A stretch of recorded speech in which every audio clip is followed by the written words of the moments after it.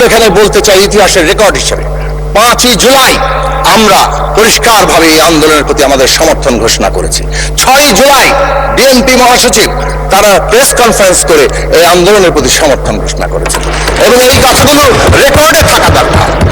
হ্যাঁ, একটা সময় এসে যখন ফ্যাসিবাদীরা বলল যে এটা বিরোধী দলের আন্দোলন, বিরোধী দল হাইজ্যাক করছে, তখন কৌশলগত কারণে রাজনৈতিক দলগুলো, আমি ব্যক্তিগতভাবে তার সাক্ষ্য দিতে পারি, বিএনপি মহাসচিবের সাথে এই বিষয় নিয়ে আলোচনা হয়েছিল যে আমাদেরকে এমন ভাবে অবস্থান নিতে হবে যাতে করে ফ্যাসিবাদীরা পুরনো কৌশলে আন্দোলন ধ্বংস করতে না পারে। আসসালামু আলাইকুম। আমরা বাংলাদেশ একটা জাতীয় পুনর্গঠনের কালে আছি। এই পুনর্গঠনের প্রয়োজনীয়তা বাংলাদেশের রাজনীতিতে বহু আগেই তৈরি হয়েছিল, কিন্তু কোন একটা রাজনৈতিক প্রশ্ন, একটা রাজনৈতিক ব্যবস্থার মধ্য দিয়ে মানুষ যে অভিজ্ঞতার মধ্য দিয়ে যায়, সেই অভিজ্ঞতার মধ্য দিয়েই সেই প্রশ্নটা দিনে দিনে গুরুত্ব লাভ করতে থাকে। বাংলাদেশে বেশ কয়েকবার আমরা রাজনৈতিক সংকট দেখেছি, কিন্তু 2008 সালের 29শে ডিসেম্বর নির্বাচনের পর থেকে যে সরকার ক্ষমতায় এসেছিল, 2011 সালে সংবিধান সংশোধন করে বাংলাদেশের রাজনীতিতে সরকার এবং বিরোধী দলের মধ্যে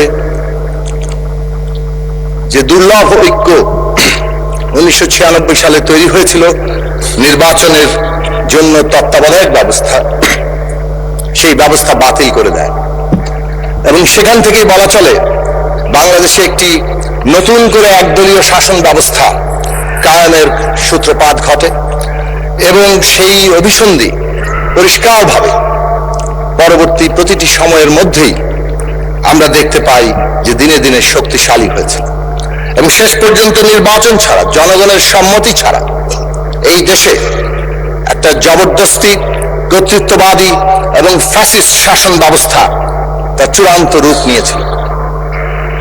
এই যে ব্যবস্থা, এই ব্যবস্থা যত অগ্রসর হয়েছে ততই এই দেশে জাতীয় পুনর্গঠনের প্রশ্নটি তার গুরুত্ব তৈরি করেছে এবং জনগণের মধ্যে সেটা একটা ব্যাপক প্রভাব বিস্তারকারী রাজনৈতিক এবং কেন্দ্রীয় প্রশ্ন হিসেবে হাজির হয়েছে।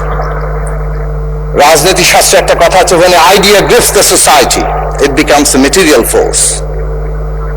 যখন একটা চিন্তা সমগ্র মানুষকে আচ্ছন্ন করে তখন সেটা বাস্তব শক্তিতে পরিণত হয়, রাজনৈতিক শক্তিতে পরিণত হয়।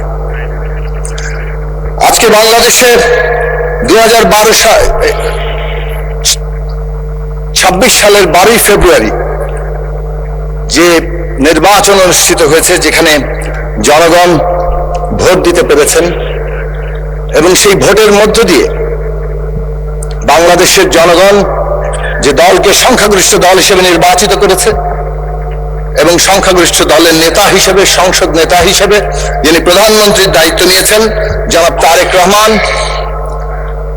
এটা একটা গুরুত্বপূর্ণ ঘটনা যে অভিজ্ঞতার মধ্য দিয়ে বাংলাদেশের এই জাতীয় পুনর্গঠনের প্রশ্নটিকে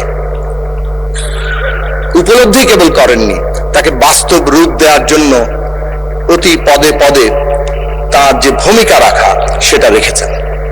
অবশ্যই এই যে বাস্তবতার প্রয়োজন অনুযায়ী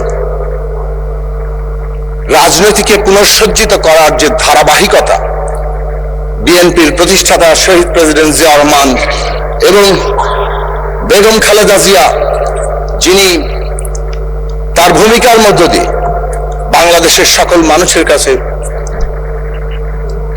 জীবন্ত অবস্থাতেই শ্রদ্ধেয় হয়ে উঠেছিলেন, তার ধারাবাহিকতা আছে। তারাও তাদের কালেই ভূমিকা রেখেছেন। কিন্তু বাংলাদেশে বলা চলে এই যে জাতীয় পুনর্গঠনের প্রশ্নটি 14 সালের সম্পূর্ণ একটা নির্বাচনের আগেই যারা 153টি আসন নির্বাচিত ঘোষণা করেছিল, এরকম অভূতপূর্ব একটি অবস্থা তৈরি হয়েছিল। তারপরে এই প্রশ্ন বেগম খালেদা জিয়ার নেতৃত্বেই বিএনপির মতো বড় রাজনৈতিক দল যারা রাষ্ট্র ক্ষমতায় ছিল, তারা এই দেশে পরিবর্তনের জন্য ভিশন 2030, যেখানে সাংবিধানিক পরিবর্তনের প্রশ্ন ইঙ্গিত করেছিলেন। কিন্তু আমরা দেখেছি তার পরবর্তীকালে বাস্তবতা যে অনুযায়ী এগিয়েছে, বর্তমান প্রধানমন্ত্রী সেই বাস্তবতাকে উপলব্ধি করেই প্রয়োজনীয় পরিবর্তন এবং জনগণের আকাঙ্ক্ষাকে ধারণ করার জায়গাগুলোকে আমাদের সামনে হাজির করেছেন।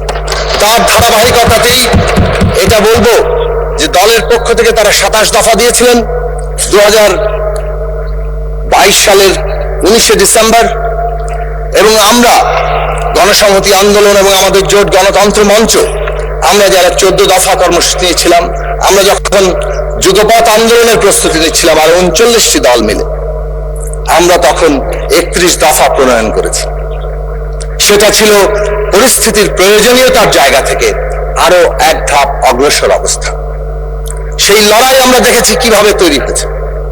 গুম, খুন, মামলা, হামলা, বিরোধী দলের সকল দল যারা লড়াই করেছেন, কিভাবে হত্যা, নির্যাতন মুখোমুখি হয়ে এই সময়কাল পাড়ি দিয়েছেন, কিভাবে সংগ্রামে স্যাবোটাজ করে এক একটি আন্দোলনকে ধ্বংস করা হয়েছে।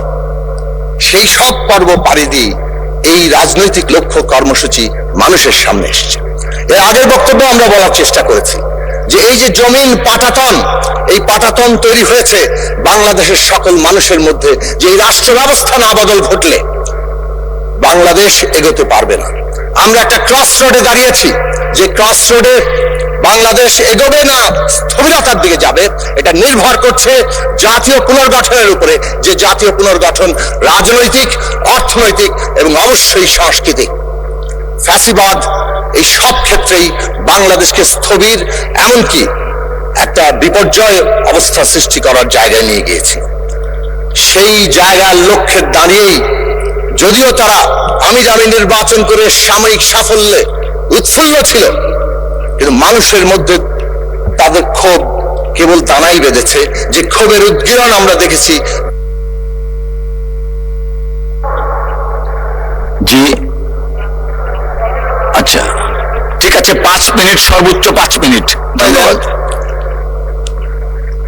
তো এই ধারাবাহিকতাই জুলাইয়ের ছাত্র শ্রমিক জনতার গণ অভ্যুত্থান তৈরি হয়েছে। অবশ্যই প্রত্যেকটি আন্দোলনেই নেতৃত্ব থাকে, এবং সেই নেতৃত্ব যখন মানুষের কাছে গ্রহণীয় হয়ে ওঠে, তখন সেই নেতৃত্ব সফল হয়। আমাদের ছাত্ররা সামনে এসেছিল, কিন্তু সেই আন্দোলনকে এই সমস্ত রাজনৈতিক দলগুলি সমর্থন করেছে। আমি পরিষ্কার করে এখানে বলতে চাই, ইতিহাসের রেকর্ড হিসেবে 5ই জুলাই আমরা পরিষ্কারভাবে এই আন্দোলনের প্রতি আমাদের সমর্থন ঘোষণা করেছি। 6ই জুলাই বিএনপি মহাসচিব তারা প্রেস কনফারেন্স করে এই আন্দোলনের প্রতি সমর্থন ঘোষণা করেছে, এবং এই কথাগুলো রেকর্ডে থাকা দরকার। হ্যাঁ, একটা সময় এসে যখন ফ্যাসিবাদীরা বলল যে এটা বিরোধী দলের আন্দোলন, বিরোধী দল হাইজ্যাক করছে, তখন কৌশলগত কারণে রাজনৈতিক দলগুলো, আমি ব্যক্তিগতভাবে তার সাক্ষ্য দিতে পারি, বিএনপি মহাসচিবের সাথে এই বিষয় নিয়ে আলোচনা হয়েছিল যে আমাদেরকে এমন ভাবে অবস্থান নিতে হবে যাতে করে ফ্যাসিবাদীরা পুরনো কৌশলে আন্দোলন ধ্বংস করতে না পারে। তারপরে আমরা দেখেছি কিভাবে তারা নির্বিচারে হত্যাকাণ্ড চালিয়েছে, হেলিকপ্টার থেকে গুলি করে পর্যন্ত তারা গিয়েছে, রীতিমতো ব্রাশ ফায়ার করে মানুষ মেরেছে। এবং শহীদের সংখ্যা নিয়ে এই বিতর্ক খুবই অনাকাঙ্ক্ষিত, এটা মাঝখানে বলে রাখলাম। শহীদের প্রত্যেকটি সংখ্যা কেবল তারা সংখ্যা নয়, এক একটি মানুষ, এক একটি জীবন, এক একটি স্বপ্ন। সেই স্বপ্নের জায়গাগুলোকে আমরা যাতে সংরক্ষণ করি এবং তাদের মর্যাদা দেই, রাষ্ট্রীয় মর্যাদায় অভিষিক্ত করি। আমি একটু দ্রুত করব। এই যে অভ্যুত্থান, সেই অভ্যুত্থান এই রাজনৈতিক, অর্থনৈতিক এবং সাংস্কৃতিক পরিবর্তন তাকে আরো বেশি গভীর মানুষের আকাঙ্ক্ষায় পরিণত করেছিল, এবং তার রূপ হিসেবে আমরা সবাই মিলে এই প্রস্তাব দিয়েছিলাম। এই কথা আবারও বলছি, রেকর্ডের জন্য প্রস্তাব দিয়েছিলাম যে অন্তর্বর্তী সরকারের কাজ হবে এটাকে ফ্যাসিলিটেট করা, এই যে সকলের আকাঙ্ক্ষাকে ধারণ করা। ঐকমত্য কমিশন গঠিত হয়েছে, তার ইতিহাসটা এখানে রেকর্ড থাকা দরকার ছিল, যদিও মাননীয় স্বরাষ্ট্রমন্ত্রী এর আগে, যেহেতু তিনি প্রতিটি বৈঠকে উপস্থিত ছিলেন, অনেক কথা বলেছেন। আমি দুটো বিষয় তুলব।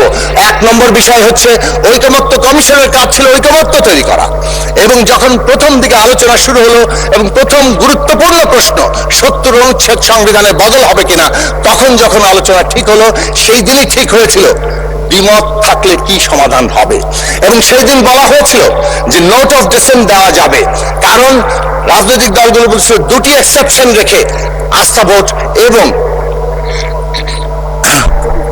বাজেট অর্থ বিল, এই দুটো এক্সেপশন রেখে 70 অনুচ্ছেদ করা। বিএনপি সহ আরো কয়েকটি দল বলেছিল আরো দুটো জিনিস যুক্ত করা দরকার, জাতীয় নিরাপত্তা এবং যুদ্ধ পরিস্থিতি, সংবিধান সংশোধন। তখন প্রশ্ন এসেছিল যে এখানে সমাধানের পদ্ধতি হবে নোট অফ ডিসেন্ট দেওয়া যাবে, এবং দলগুলো তাদের নির্বাচনী ইস্তেহারে তাদের প্রসঙ্গ উত্থাপন করবেন, যে দল বিজয়ী হবেন তাদের চিন্তা তারা বাস্তবায়ন করতে পারবেন, এবং সেটাই জুলাই জাতীয় সনদে লেখা হয়েছে। This is number 1, it should be recorded. Number 2, July জাতীয় সনদ নোট অফ ডিসেন্ট সহই আমরা স্বাক্ষর করেছি। প্রশ্ন ছিল সবাই যাবেন এবং যে দল বিজয়ী হবে তারা। change tv.press, এক ফোঁটা হলুদও নেই।